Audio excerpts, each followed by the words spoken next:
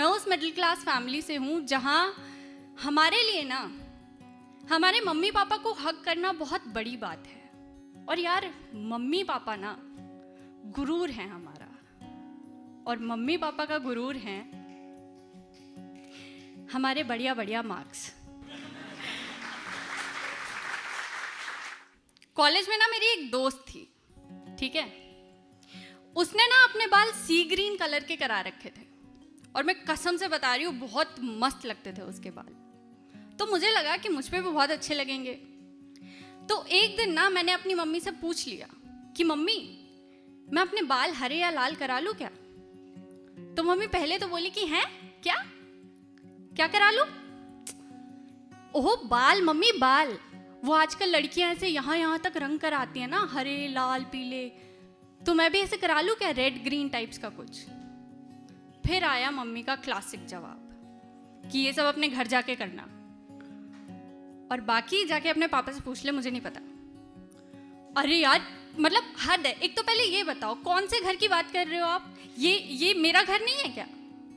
इसी तरह उस दिन मम्मी की उस बात पर ना मैं थोड़ी सी इरिटेट तो हुई थी, मगर अब वो किस्सा याद करती हूँ ना तो हंसी आती। जी हाँ, मैं उस मिडिल क्लास फैमिली से हूँ जहाँ बाल ओम्ब्रे कराना मतलब घर में घुसने का लाइसेंस कैंसिल कराना। मैं उस मिडिल क्लास फैमिली से हूँ जहाँ पुरानी टी शर्ट का ना पोचा बन जाता है और बॉर्नविटा का डब्बा खत्म हो जाए तो वो दालें रखने के काम आता है। जहाँ कबाड़ वाले का इंतजार किया जाता है, इसलिए नहीं कि उसे कबाड़ दे सके, बल्कि इसलिए ताकि उससे कबाड़ के बदले दर्जन दर्जन चाय के कप ले सके। हमारे यहाँ ना टी और स्नैक्स नहीं होते, हमारे यहाँ होते हैं चाय और बिस्कुट।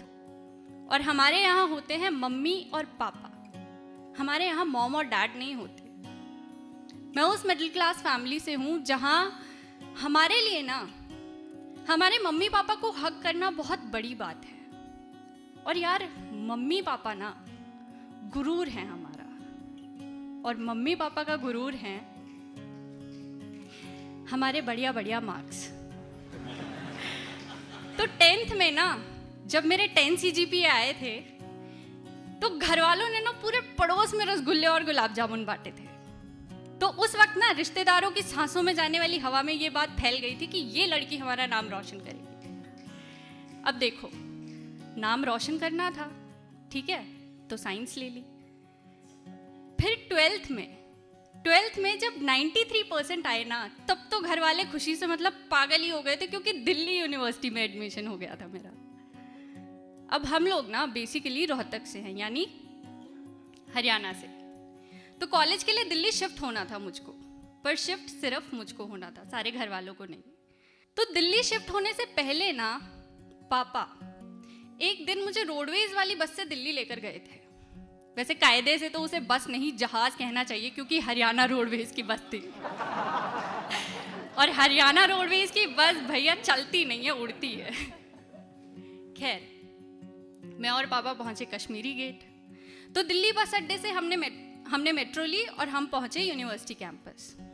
और पापा ने ना मुझे पूरा रूट समझाया कि आना जाना कैसे है, पूरा फुल। और पापा ने मुझसे कहा भी कि निधि अच्छे से देख ले, समझ ले कि कैसे आना जाना करना है, क्योंकि आगे चलकर जब तू दिल्ली से घर आएगी, घर से वापस दिल्ली जाएगी, तो घर वाले तेरे आगे पीछे ड्राइवर थोड़ी ना बने रहेंगे कि तुझे बार बार कोई लेने जाए, कोई छोड़ने जाए। और वैसे भी ये सारी चीज़ें तो बेसिक होती हैं, ये तो हर इंसान को आना चाहिए, और कोई बहुत बड़ी महाभारत नहीं है, सिंपल है, तू 1-2 बार में सीख जाएगी। अगर सादे शब्दों में कहूँ तो मेरे पापा ने ना लाइफ के हर मोड़ पर मुझे एक चीज सिखाई है कि बेटा सेल्फ डिपेंडेंट बनना है, पापा की परी नहीं बनना।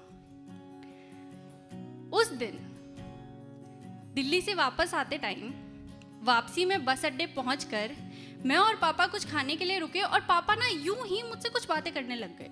Now look, this is not normal, okay, क्योंकि हमारे यहाँ पापा लोग हमसे यूं ही बातें नहीं किया करते। तो पापा मुझसे बोले कि निधु, दिल्ली देख बड़ा शहर है, तू अकेले रहेगी तो ध्यान से रहना। तो मैंने कहा कि हाँ पापा, मैं ध्यान रखूंगी। फिर पापा बोले कि अच्छा वैसे ये अमिताभ बच्चन तेरे ही कॉलेज से पढ़े हुए हैं ना? तो मैंने कहा कि हाँ पापा मेरे ही कॉलेज से पढ़े हुए हैं, और बल्कि और भी बहुत सारे सेलिब्रिटीज़ हैं जो मेरे कॉलेज से पढ़े हुए हैं। फिर पापा थोड़ा सा मुस्कुराए। फिर पापा बोले कि हाँ हाँ कॉलेज तो अच्छा है तुम्हारा, देखा था मैंने आज, और दिल्ली यूनिवर्सिटी है भाई, अच्छा तो हो गई। दिल्ली यूनिवर्सिटी में एडमिशन लेना कोई हंसी खेल थोड़ी ना है, पसीने निकल जाते हैं बच्चों के। फिर पापा एकदम से बोले कि वैसे एक बात तो है, आज मैंने देखा कि तुम कॉलेज जाने वाले बच्चों के ना पहनने ओढ़ने के तरीके भी बदल ही जाते हैं। तुम्हारे कॉलेज के बैग्स देख लो कैसे अलग अलग स्टाइल के आ रहे हैं। हमारे टाइम पे तो सिंपल कपड़े का झोला उठाकर चल दिया करते थे हम। फिर मैं हंसने लगी और मैंने पापा को एक्सप्लेन करते हुए कहा कि हाँ पापा वो किताबें कम लेकर जानी होती है ना, तो ऐसे छोटे छोटे बैग्स होते हैं सबके। फिर पापा ने एक ड्रामेटिक सा पॉज दिया और बोले कि जो भी है तू अपना ध्यान रखियो, तेरा जो मन करे ना तू वो पहनियो, तेरा जो मन करे तू वो खाइयो, अगर पैसे की जरूरत पड़े तो मुझे तुरंत बताना, और जरूरत का सामान खरीदने में ना कभी कंजूसी मत करना। दिल्ली पहुंचकर जो भी तुम्हें सामान चाहिए वो सब अपनी समझ से खरीद लेना। तुम्हारी बुक्स हैं, बैग्स हैं, कपड़े हैं, जो भी कुछ है खरीद लेना। बल्कि मुझे तो लगता है कि कॉलेज जाने वाले बच्चे के पास ना एक घड़ी भी होनी चाहिए। फिर मैंने कहा कि हाँ पापा मैं ना दिल्ली पहुंचकर सब कुछ एकदम याद से खरीद लूंगी। फिर पापा अपने आप मुस्कुराने लगे। फिर थोड़ी देर बाद घर जाने से पहले पापा मुझे एक घड़ी की दुकान पर लेकर गए और वहां जाकर दुकान वाले से बोले कि भाई एक फर्स्ट क्लास घड़ी दिखा दे लड़की के लिए। और मैं इतनी खुश कि बस पूछो मत। दुकान वाले ने 6-7 घड़ियां दिखाई, मुझे 3-4 पसंद आई। अब देखो ये कहने सुनने में थोड़ा सा ओल्ड फैशन लगेगा, लेकिन मिडिल क्लास फैमिलीज में ना ऐसे मौक़ों पर हम उस चीज़ को फाइनल करते हैं जो हमें ही नहीं बल्कि हमारे माँ बाप को भी पसंद हो। क्या है ना, ज़्यादा कुछ नहीं पर दिल को बहुत तसल्ली मिलती है ये छोटी छोटी चीज़ें करके। तो उस वक्त मैंने उस घड़ी पर हाथ रखा जो मेरे पापा को सबसे ज़्यादा पसंद थी, और मैंने कहा कि मुझे भी यही वाली पसंद है। 2017 में घड़ी खरीदी थी, 2017। आज तक यही घड़ी पहनती हूँ। और सच बताऊं ना तो कोई नई घड़ी खरीदने का मन भी नहीं करता, क्योंकि मुझे नहीं लगता कि मेरे हाथ पर इससे बेहतर और कुछ लगेगा। ये कहने को बहुत छोटी सी बात है, लेकिन हमारे यहाँ इन छोटी छोटी बातों को ना दिल से लगाया जाता है, क्योंकि हमें ये मालूम है कि इन छोटी छोटी बातों की ना कीमत होती है, और ये कीमत ना रुपयों पैसों से कई ज़्यादा है।